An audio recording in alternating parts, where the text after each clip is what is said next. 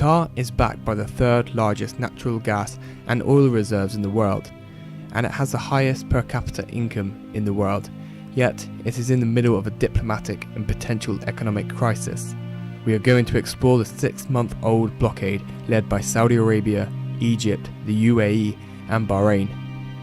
On Monday the 5th of June, following accusations by Saudi Arabia that Qatar had allegedly supported terrorism, Saudi Arabia, Egypt, the UAE and Bahrain had severed relations with Doha, announcing that they were restricting trade, closing borders, restricting air passages and closing bank trades.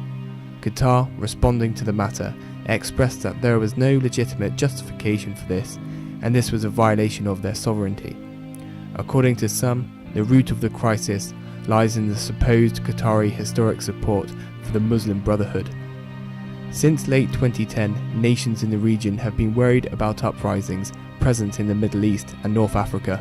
The Muslim Brotherhood arose from the aftermath of these uprisings, and it has been claimed that Qatar has supported these groups since the group was already dissolved in Qatar and no longer posed a threat in the region. On the other hand, Saudi Arabia and the UAE saw the emergence as a great threat to their nations. The four nations proposed 13 demands for Qatar, which were quickly rejected. Some of these were relevant to Qatar's relationship with the Muslim Brotherhood.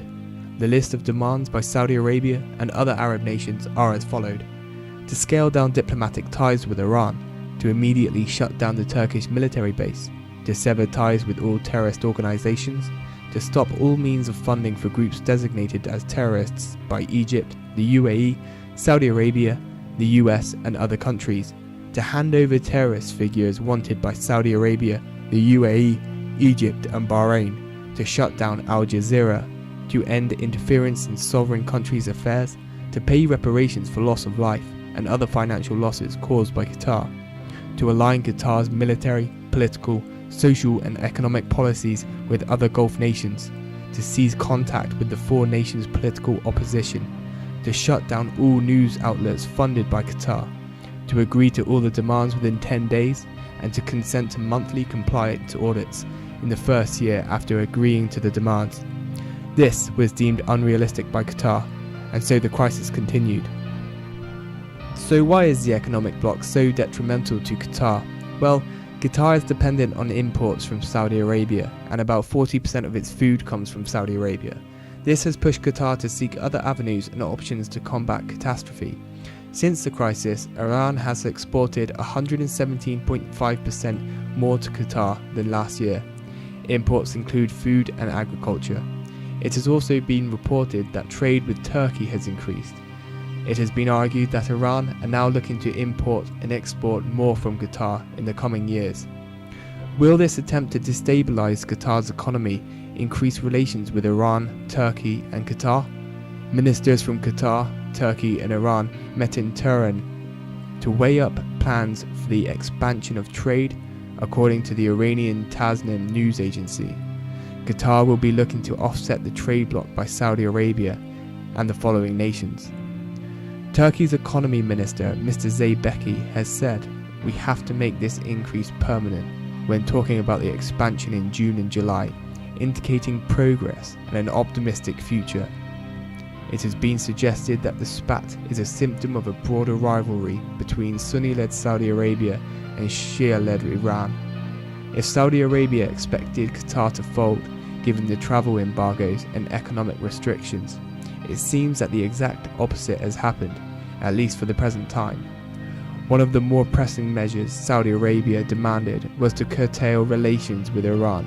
Consequently, the reverse has happened, and on August 23rd, Qatar announced its decision to strengthen bilateral relations with Iran in all fields. This is a major victory for Iran and a breakthrough in its attempt to have better relations with members of the GCC, the Gulf Cooperation Council, which Saudi Arabia currently dominates. Which leads to another factor: what will Qatar's membership of the GCC look like in the future? It has been reported that Bahrain has called for a freeze of Qatar's membership and has warned that they will not attend the next GCC summit if Qatar attends, indicating further fragmentation and economic worries. The summit, scheduled to take place in Kuwait, is now suggested that the meeting could be postponed until mid-2018. It is hard to predict what the level of cooperation will be between the OPEC nations in the future, and how easy negotiations reference oil policy will be in the future. For now, we know that it is likely that behind closed-door meetings before OPEC talks are likely to be scrapped. However, OPEC has survived worse situations in the past, for example, the Iran and Iraq War in the 1980s and Iraq's invasion of Kuwait in 1990, and therefore it is hopeful that OPEC cooperation can progress, even though dialogue is complicated as the friction affects directly at the centre of the united policy on oil. If the GCC is politically unstable, this is likely to have an effect on the OPEC nations. With Qatar's economic system transitioning and an attempt to weaken Qatar's economy, at least momentarily we are still seeing growth in the economy of Qatar. According to the International Foundation for Energy and Sustainable Development, the economy is still growing and gaining more power in contrast to the economies of the siege.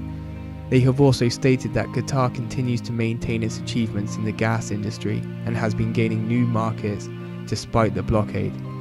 The IMF says that Qatar's real GDP growth should average 6 to 7% in the medium term, supported by public investments, and will likely remain the fastest growing economy in the region. If you have found this entertaining and worthwhile, please like and share. Feel free to comment, and good discussion is always welcomed. Thank you for watching, and until next time, goodbye for now.